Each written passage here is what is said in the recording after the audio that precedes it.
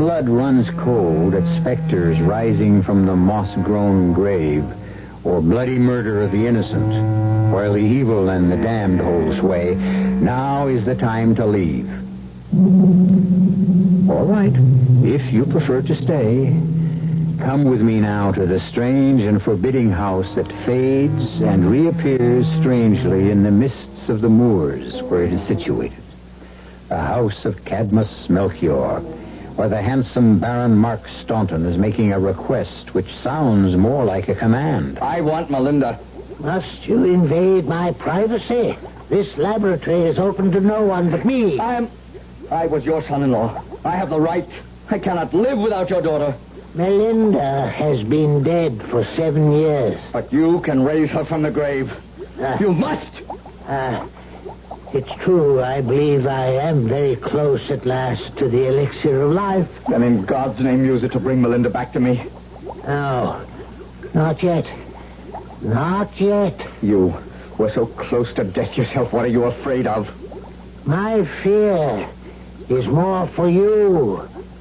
I warn you, my son. I warn you. Do not try to wake the dead.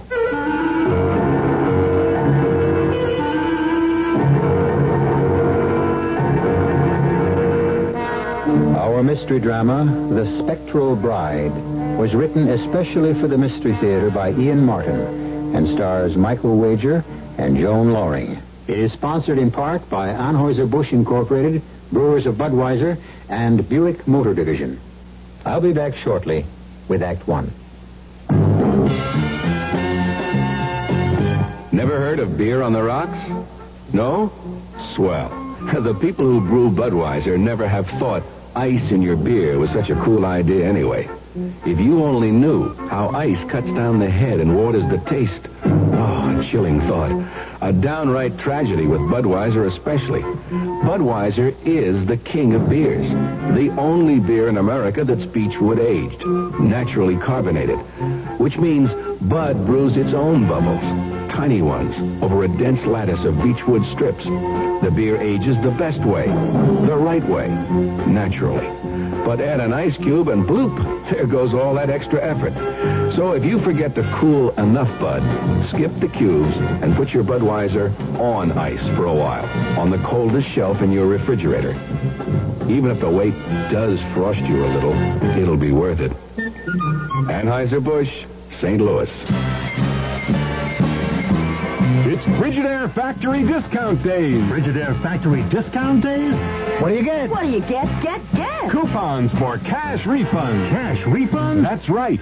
Between September 22nd and October 12th, it's Frigidaire Factory Discount Days. And you can get cash refunds when you buy selected Frigidaire appliances.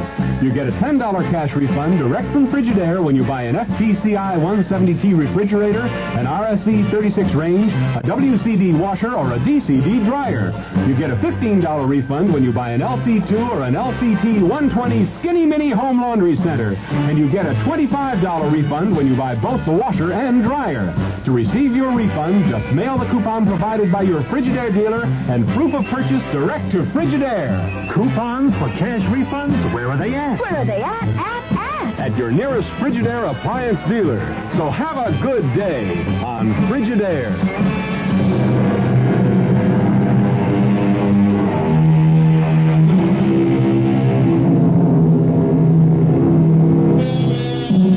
I warn you, do not try to wake the dead.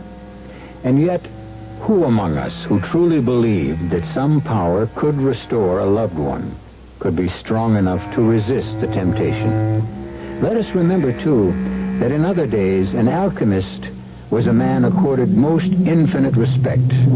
Quite apart from his search to transmute baser metal to gold, his basic interest was his humanistic effort to produce the cure-all, the elixir of life, which would alleviate and end all human pain. To a man like Baron Mark Staunton, the alchemist was a figure of total respect, almost adulation. And as for his daughter Melinda, but Mark can talk about her better than I. Oh, That's a handsome filly. A little short in the leg, I'd say. Beneath that billowing skirt, how can you see? Oh, not the horse, cousin, the lady. Look at that. Take that wall. Beautiful. Oh, I'll grant you the lady has a firm hand and an admirable seat. But she's a wild one, and highly selective. Ah, so you've made your own advances and gotten your knuckles whacked? Cousin Mark, if I didn't have a natural fondness for you, I could resent that. Particularly since it's true. But it goes a little deeper than that. How so? I am scarcely a man to be ridden by superstition. I distrust all philosophers, dreamers, astrologers, and most of all, the alchemist. All right, I won't argue, but must the alchemist's daughter pattern herself on what her father thinks? I couldn't figure out what the alchemist's daughter thinks or believes. She is too much for me. And like a good soldier, I know when to retreat and when to accept defeat. But how am I to find out what she thinks or believes? Or what she's like? That's simple enough. I may not have measured up, but I am still welcome at their home. Can you take me there? Soon? When? I don't know why I retained any family fondness for you. Your insistence on not going home without a bag full of grouse has kept us so late, the afternoon mists are already clouding the moor. It might be best to ride to Mantra Manor till they blow away with the setting sun. Mantra Manor? The center of your heart's desire. If Professor Cadmus Melchior is out of his laboratory and in a good mood, we may even enjoy some good mulled wine. What about his daughter? Shall we meet her? That will be strictly up to the lady, who has a mind of her own. Does she also have a name? Her name is Melinda. But if you'll forgive some friendly advice, she's as hard to gentle as your own stallion was. Melinda. Not the way the name sounds. What's in a name? But if it's your wish... It's more than my wish. I know it as well as my name. Ah, it's my fate. Let's go.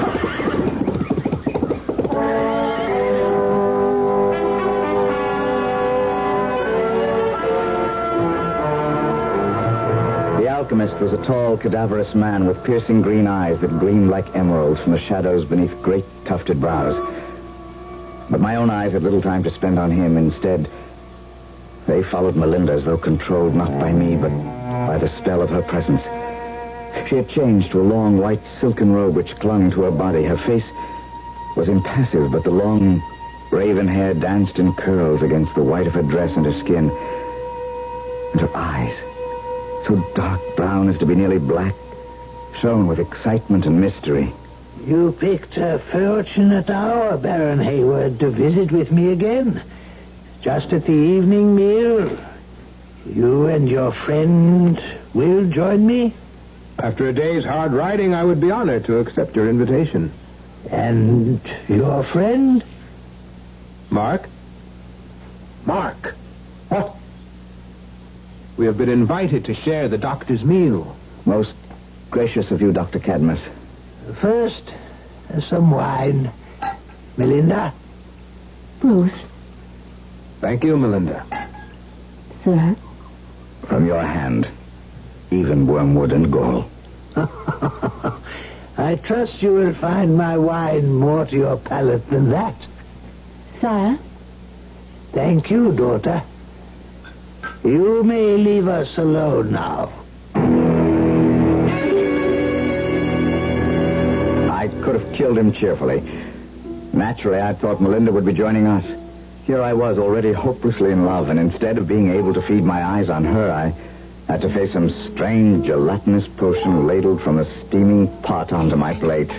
When Bruce first came calling, he used to look on these potpourris of mine as if they contained newt's eyes, bat wool, and dog's tongues. I assure you, it is naught but the best of venison, flavored with some condiments my daughter and I favor. I've never tasted better. And I speak for the wine also. Your taste, Doctor, is impeccable in all things. But does your daughter not join us for the meal? My daughter leads her life like a cat. An untamed one, may I add. And especially with this visit, I think she feels there would be less strain with her absence. Mark is my cousin, Doctor. He knows Melinda did not choose to marry me. Does he also know that I was against the marriage? No, sir. Well, I ask why. My cousin comes of a long and honorable line, and his wealth and position are secure. I know no finer man. I will not speak for Melinda. For myself, write it off to the fact that no one else has a better grasp of my work. And I'm selfish enough to want to hold on to her just a few more years. Why just a few? Have you so little time left? My death is written in the stars. I'm not as selfish as you might think. But I am close, so close to the elixir of life that I hope I do not lose her help till that moment is here. And you will hold her till then?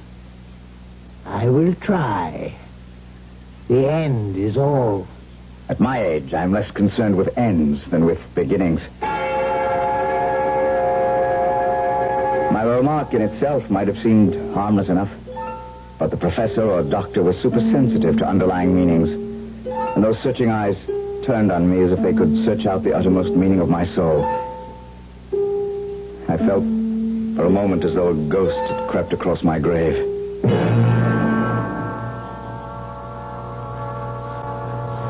Thank you for your hospitality, sir. You are welcome, sir. I apologize only for having no household staff. All my slender resources go into my experiments. That's why I had to ask Bruce to go fetch your horses. I should have gone with him. I lingered only in the hope of bidding good evening to the Lady Melchior. And I held you only to suggest that you forget Melinda. I'm afraid that would be an impossibility, Doctor. I was afraid of that. You object if I try to call on her? I doubt if it would do any good. But my daughter is her own mistress. I can only caution you that... Caution is for old men, Father, not for the young. Still, I am here in its name. What do you mean? The mist lies like a blanket on the moor. Even Bruce, as well as he knows the way, could not find it to the town, let alone Sir Mark. I have made up bids for both of them. They must stay and be our guests. For myself, I accept gladly. But perhaps Dr. Melchior... No. Melinda is right. It's as dark as a witch's pocket abroad. And unseasonably cold for these old bones. And besides, who am I to stand in the way of fate? Go in, Father, dear. I shall see our guests settled and safe. Settled. But safe? God's will be done. I shall see you in the morning. Good night, Father. Good night, Dr. Melchior. Well, Sir Mark, shall we walk together to the stables and tell Bruce he need not saddle the horses? Or to the end of the earth and beyond. Or to the end of the earth and beyond. But we should tell Bruce. Of course. If you'll lend me your hand to lead me the way. Come. It's beyond all reason, wild, improbable. But since I first saw you take your horse across that stone wall... There's a gap in it not 3 feet away from where I went over, but I wanted to be sure you noticed me. How could I have missed you? Bruce might have wanted you to. I know about you and Bruce. But there never was anyone more honest and true-hearted, and he loves me like a brother. I think it would be very hard for anyone not to love you. Even you. It's scarcely seemly for the maid to make the first declaration. Does it have to be put in words? The moment our eyes crossed, you knew. I love you from the present dark to tomorrow's dawn. And all tomorrows. From this first moment to the last. To the grave and beyond. You don't even know me. And teach me to learn. It will not be hard. For I love you the same.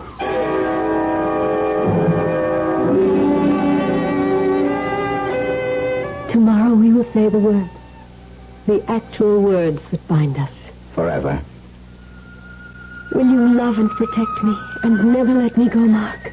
You know I will. Oh, I want time to stand still. I won't grow old. It will for us. You never will for me. Even if we're parted. We won't be. But should we be? I'd kill myself. No. No, never. I won't allow you to harm yourself. Just never stop loving me. Never. Promise me that, and I can never truly die.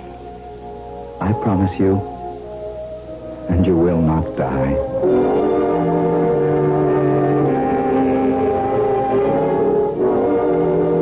We were married and lived 6 months in such a state of bliss and absolute love that not one solitary thing, not even a vagrant thought of any world beyond us, intruded on our paradise. And then, one day, out riding. I think your love is cooling. It needs reviving. Remember the first day you saw me? Feel this fan of blaze?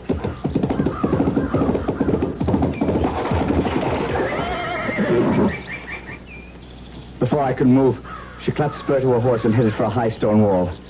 The approach was too short, and the horse could not clear the wall. His front legs crashed knee-high against the stone, and the horse and rider catapulted head over heels among a shower of rocks. By the time I got to Melinda, she was dead. No goodbye, just gone like a snuffed-out candle. Dead. Up a broken neck. Father-in-law, in God's name. I've been waiting for you, my son. I know. You are the alchemist. Your elixir of life. Another 6 months. But I have not yet found the key. We're both to blame for her death. You knew it was coming? If I had known for sure. But second sight is not infallible. And I wanted her happiness even above my mission in life. We both gambled and lost. Or perhaps I should say, all three of us. Isn't there some hope that your elixir... For centuries, that has remained a dream. Melinda is in the grave forever. No, I'll never accept that. I'll find a way. We cannot fly in the face of God, my son. From this day forth, because of what he has taken from me, I renounce him. And I damn him to take his place with Lucifer and all the other fallen angels. How easily in the heat of passion, of the agony of loss, the thoughtless words spring to our lips. How fortunate we are that so seldom are we held to account for them. But the Baron Mark Staunton was not to escape so easily, nor his unwilling partner, Dr. Cadmus Melchior, as we shall see when I return shortly with Act 2. Excuse me, sir. Yeah? I would like to ask a deceptively simple question. Okay. I say deceptive because few people seem to know the answer. Go ahead. Are you ready? Yeah, ready as rain. Okay. No, wait. I think that should be right as rain. Oh, well, No, you wait. Make that ready as I'll ever be, okay? Ready as I'll ever be. Whatever. Yeah. Anyway, the question is this. Yeah, go ahead. What happens this time of year? Huh?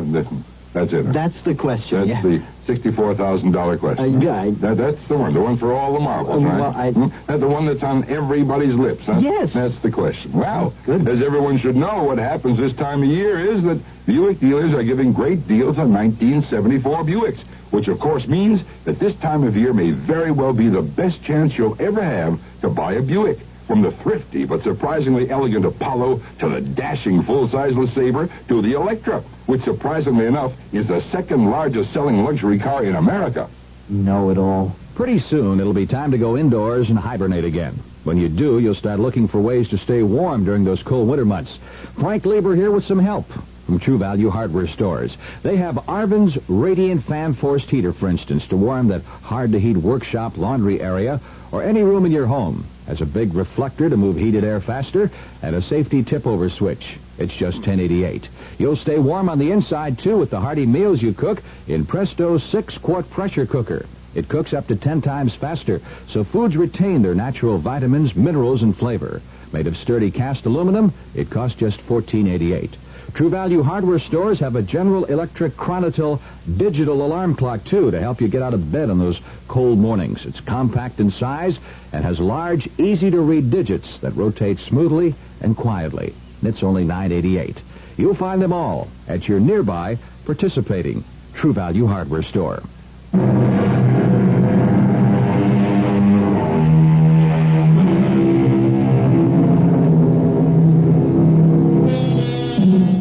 Time, they say, heals all wounds, particularly if one is in the early 20s.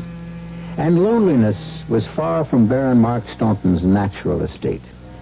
Indeed, the extent of his physical estate made it incumbent on him to be married and to produce heirs who would maintain the line.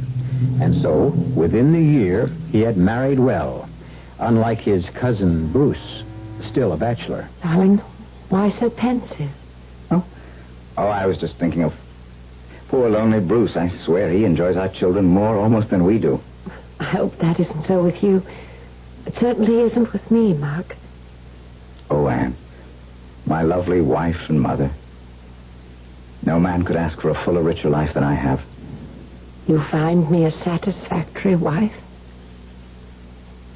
You have all the love I have to give. Why should you question it? It's foolish, I know, but every time Bruce comes to visit... What? Oh, I'm ashamed of myself, really. But it brings her to mind, and I ask God to forgive me for what I feel about a young girl who met a sad death so early. We have never talked about my first wife before. I must be growing older or more secure. But I do love you so. Which makes us a pair of doves. Thank you, my love. And now I must go up to the children's room and be a bear. I know how they adore their Uncle Bruce, but he does get them so excited with his games and fun, and I can never get them off to sleep. I'll send him down. As I stepped to the fire to stir it up, somehow that simple exchange between a comfortably married man and wife had evoked another picture. That wild, tempestuous, selfish passion of 7 years ago. And from the glowing embers, the face of Melinda, dark eyes ablaze, hair flying in the wind. The face I had so long forced out of my mind suddenly faced me, accusing me, reminding me of all the irrevocable promises made in the heat of youth. I was glad to be interrupted as Bruce came to join me. You lucky old sinner. 2 wives and kids like that. What? What's the matter? What ails you? Oh, memories. More and more they haunt me. First, it was only in my dreams, but now they invade my waking hours. What are you talking about? Melinda. What else? All those years ago and still not out of your mind. Is she out of yours? Bruce, how would you like a visitor by month's end? You? You know my hunting lodge is too small. Just your old hunting companion. And the grouse season is at its height. Anne and the children go to visit Milady and Earl, and I would go to greater lengths to miss that dull, dreary household. That's not fair to Anne. Oh, not Anne, bless her. She's been the finest of wives and mothers, just her kin. For the sake of old ties and friendship, Bruce, free me for once from this deadly annual visit or part of it. Invite me, when Anne returns, to shoot with you over old grounds. A man's retreat to his own company. It would be good to ride along with you again across the moors. Selfishly, I would welcome the visit.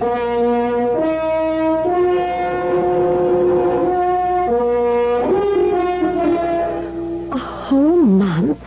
Why would you miss me so much? Every second of every minute of every hour of every day. That's all. My gentle, kind, and loving Anne. Shall we split the difference? 2 weeks away from your mother's patronizing me and your father's cold dislike. I'm sorry about my parents. You more than I. You've had to suffer them all your life. I know how much you've taken from them, and I hate going just as much as you. I go only for the children's sake, and because I owe them some respect. But I don't blame you for not wanting to be there. So go with Bruce, and be free for a little while. But meet me halfway, just 2 weeks. I may be longing for all 3 of you before that and return. Oh, I hope so. At least that you miss us, and no ghosts will haunt you from the past. Ghosts?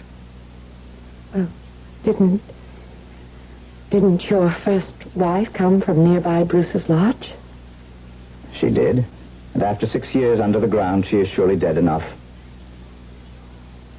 And you know me well enough by now to know I hold no traffic in ghosts.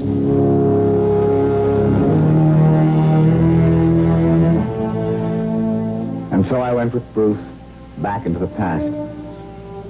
Did I really believe it had no hold on me?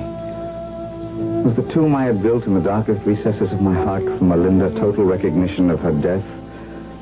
Or did some irrational hope still burn like a flame? That first night at Bruce's hunting lodge, we drank more than we should have and stayed up far too late. It was the darkest hour before the dawn when I was awakened by... Huh? I was asleep. Mark! You have come back. Melinda. Look. Melinda. Look to the window. Melinda. As you were. As I could be. It's the 7th year. And 3 nights from now, the moon is new. Go to my father. Make him bring me back. No. Melinda. Let me talk to you now. Melinda! What's going on? Melinda. She was there just beyond the window. I could see her. Oh, you're as drunk as I am.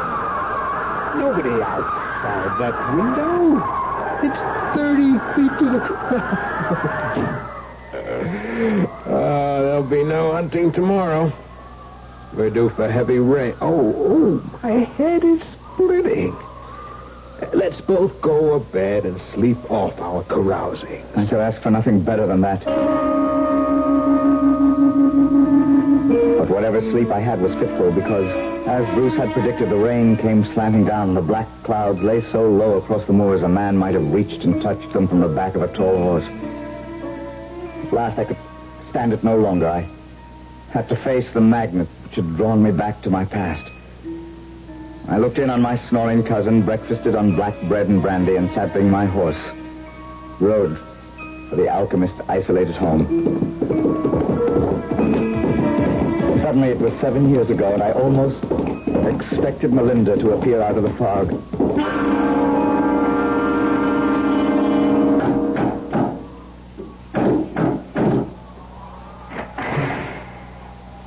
Yes? Who is it? You don't recognize your own flesh and blood? All I have ever had of flesh and blood has lain moldering in the grave for 7 years. I'm not so close then, I admit. But I was your daughter's husband. What? Why should you return at this particular moment? Oh, first, come in. 'Tis foul weather. And chill enough in here. Alone, I cannot tend the fires and watch my experiments. What brings you here? Melinda. You are married with a wife and children. What does Melinda mean to you anymore? My heart, my soul, my only real reason for being. What I was died with her. What I am is a dream I live. A dream no longer worth living, especially after last night. Come into my laboratory. It's the only place where there is warmth. What do you mean by especially last night? I saw her. Where? Outside my window at Sir Bruce Hayward's lodge. The sleeping quarters are on the second floor. It was but a dream. I tell you, her spirit was there. She sent me here with a message. What message? That this was the 7th year, and in 3 nights the moon is new. She bade me tell you, bring her back. No. I cannot listen to her plea. Why not? What do you know of science, any of you? The weary hours, the years of failure, and the curse of failing hope. The need for direct experiment and the lack of subjects to try it on. And beyond and deeper than that, the right, where the man has the right to meddle in the affairs of God. That means you have found the elixir. I didn't say that. You must be close. Close, yes. Close. And little hope of being closer. My age, and there is no more money. Why not try it on yourself? How do you suppose I have existed these past years? On the elixir? One person doesn't create proof. I can make so little, but I think it has sustained me. And can't it do the same for Melinda? That is so different. She has been dead for 7 years. But you can raise her from the grave. You must. Reflect on one thing. If she could be brought back from the beyond, you are hers forever. Be aware now that if I could bring Melinda back, you would never be rid of her. This marriage would be for eternity, forever, till the graves all open wide and the dead revive on Judgment Day. What you are risking here is your immortal soul. If I must, I must. So be it. The time will never be more advantageous. Meet me alone by the gallows tree, and I will transport you from there to the grave where Melinda waits for you. And me. But I warn you, if you value your life, do not keep our appointment. Do not try to wake the dead.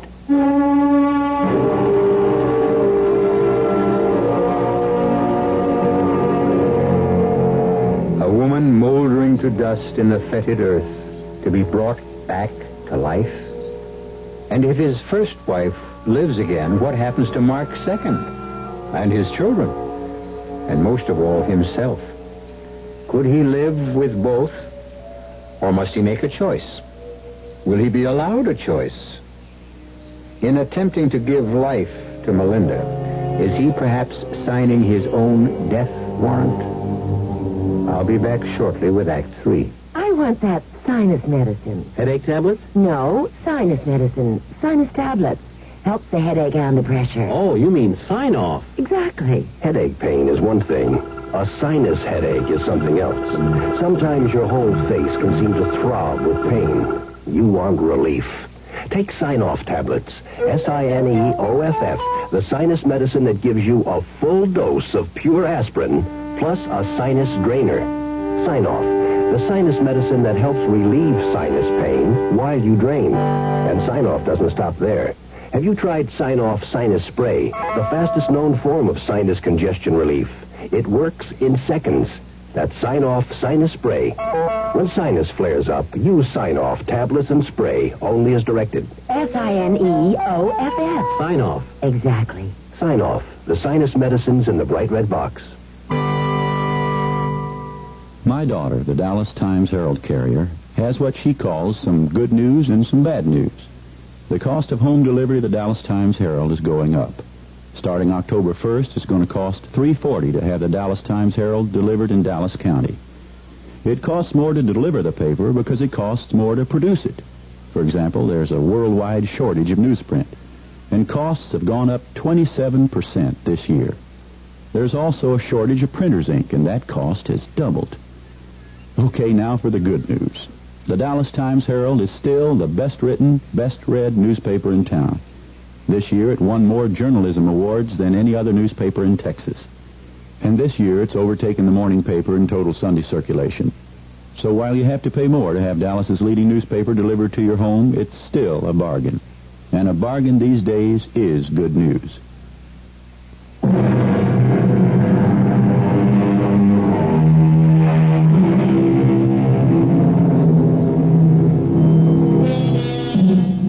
It was the poet Swinburne who said, "We thank with brief thanksgiving whatever gods may be, that no man lives forever, and dead men rise up never."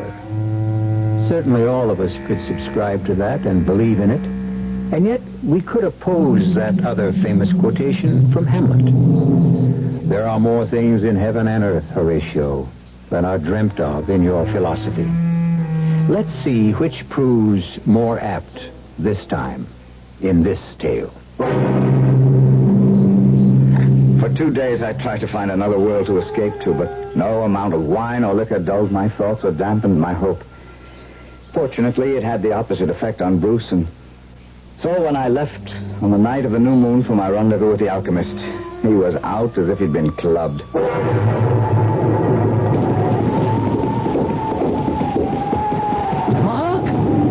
Yes, Doctor? You are alone? Yes. Then follow me to the graveyard. Will the rain make any difference? There will be no rain there. We are expecting.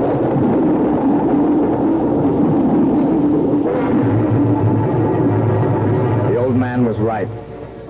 From the moment we left the gallows tree, the rain had stopped. And high above the scudding clouds, the fingernail of the brand new moon appeared and disappeared as if pointing straight at us. Come with me to the grave. For the last time, I warn you, wake not the dead. Let her rest. Aye, let her rest. But upon me... Reflect. She is 6 years dead. Who knows what awesome creature of loathing I am to resurrect? Then if it be so, I will join her now. It shall be as you wish. Step back.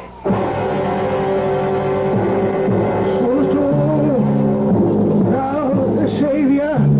As I stepped back, Growing sun. I took the sorcerer's stick and drew 3 circles about the tomb. As he traced them, he muttered words of enchantment as he completed the 3rd circle with a great flash of lightning. The stone rolled from the grave. And the coffin was revealed. Bats and owls rushed by. A rushing wind blew the earth, scattering the mold before it. And of a sudden, with a rending sound, the coffin lid burst open as the moonbeams streamed as bright as if it were the full. Then from the skull which Cadmus had filled with the smoking liquid, he poured the elixir on the grave, crying, The heart beats once more with the flood of life. Thine eye is open to sight. Arise, Belinda, from the tomb. And suddenly, rising from the rotting wood as fresh as though it had been yesterday, pale and cold from her long sleep with the black eyes flashing, and that glorious black hair tumbling about her shoulders was my Melinda, alive and breathing.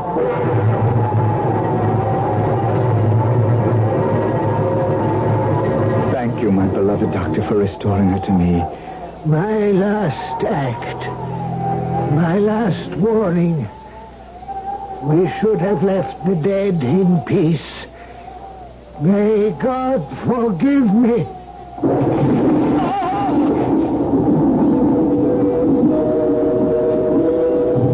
flood of torrential rain made anything but emergency action possible. I had scarce time to fold my chill and lovely bride in my arms before we had to drag her father to the tomb she had so recently risen from. Together we rolled the stone back into place. Melinda mounted my horse while I took the old man's. Darling, we'll ride to Bruce's lodge and warm you. No, Mark, please. I want to go home. In this weather, chilled as you are already... My blood flows warmer every minute, and a longer ride will warm and bring me back to full life again. Is there any reason why we can't go home? No reason in the world.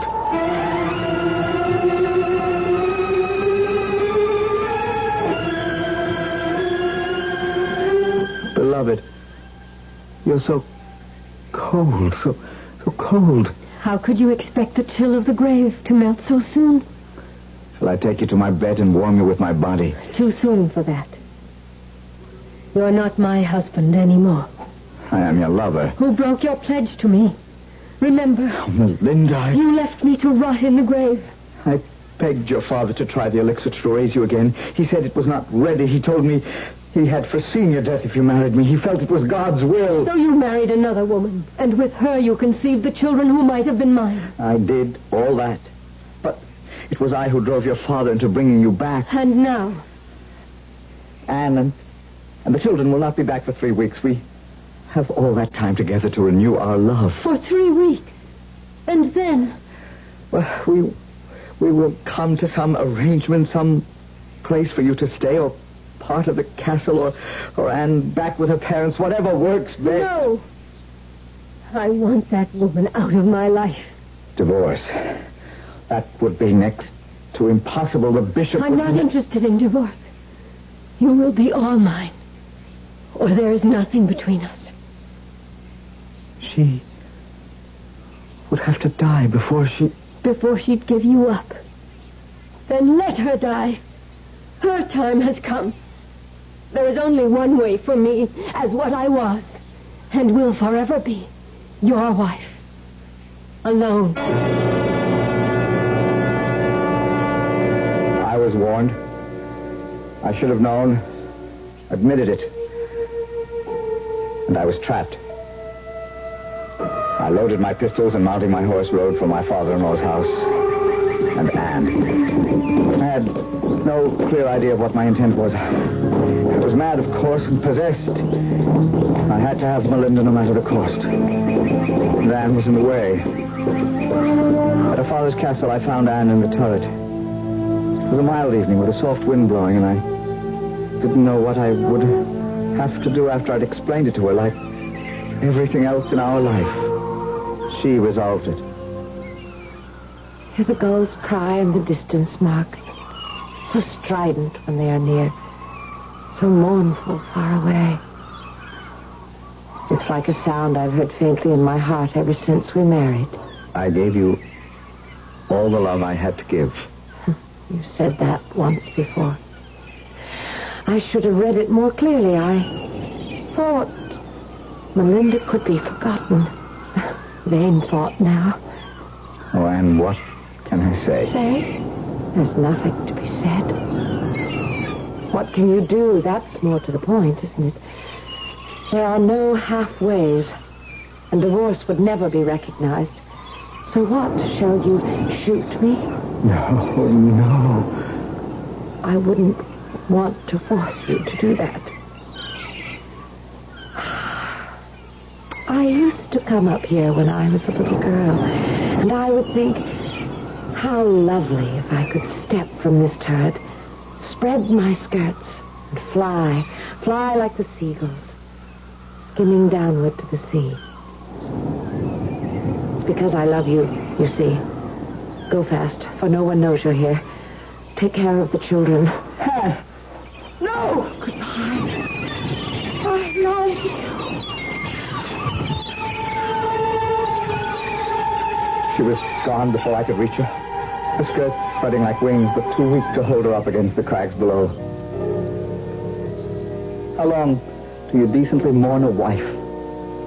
Certainly more than 3 short weeks. But Melinda could not shake her chill, and the roses, once so bright in her cheeks, seemed fading, and the luster of her hair and eyes dimming. To have her in my bed, she must be my wife, and I felt that only I could bring her life again. To save her, anything was worth it. The censure of my neighbors, the sullen resistance from my servants, even the disgust from my old friend Bruce. I'm as mad as you are to stand up with you at this wedding. I cannot live without her, Bruce. Was there ever such a wedding? At least don't take your pistols to the altar. I carry them everywhere I go. No one believes I did not push Anne to her death. There is no one, perhaps save you, who would not like to see me dead.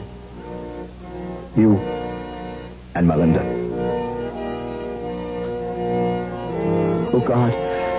Look at her in that white veil and pure white dress. Was anything ever lovelier? I was drunk with love, an undeserved happiness. The ceremony went by in a daze until at last I turned to put the ring on her finger. In sick horror, I gazed at her hand. A skeleton's hand. The jointed bones with their shreds of desiccated flesh disintegrating in my hand. With a cry of agony, I stepped back and ripped the veil away from her face. Two socketless eyes looked blindly at me from the crumbling skull. Then, slowly, her whole frame collapsed inside the beaded dress to a pitiful heap of empty silk. Melinda was gone, and there was only one way I could join her. Mark! Take care of the children. It was all foretold. The alchemist knew only way Melinda and I can be with each other. It was Cadmus Melchior the alchemist who knew it as a philosopher, and yet was as weak as Mark, who was only a man who loved too well. We cannot fly in the face of God, and, I warn you, do not try to wake the dead. Such is the story of the Spectral Bride. I'll be back shortly. How many things can your family do together? Go to a movie?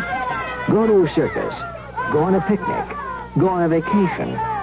Face it, in today's America, family fun is hard to come by. And with busy schedules, just getting the family together is not an easy thing to do. How would you like to have a little family fun every week? How would you like to learn together? How would you like to grow together? And how would you like to help your son get an edge on growing up? Cub Scouting is helping families like yours be a family. It sure helped ours. Today's Cub Scout program is just as much for families as it is for boys. So when your son wants to join a Cub Scout pack, remember to take along the whole family.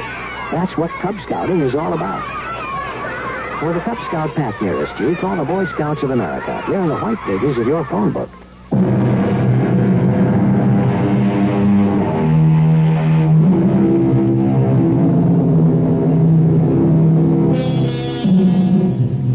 I don't know at what hour you heard this story, or what season of the year. For me, whenever I tell it, even on a summer's evening, some hint of old age always creeps into my bones. The fingertips chill, and my wife complains of cold feet. Mine. It does chill the blood. No doubt of it. And I hope it isn't true.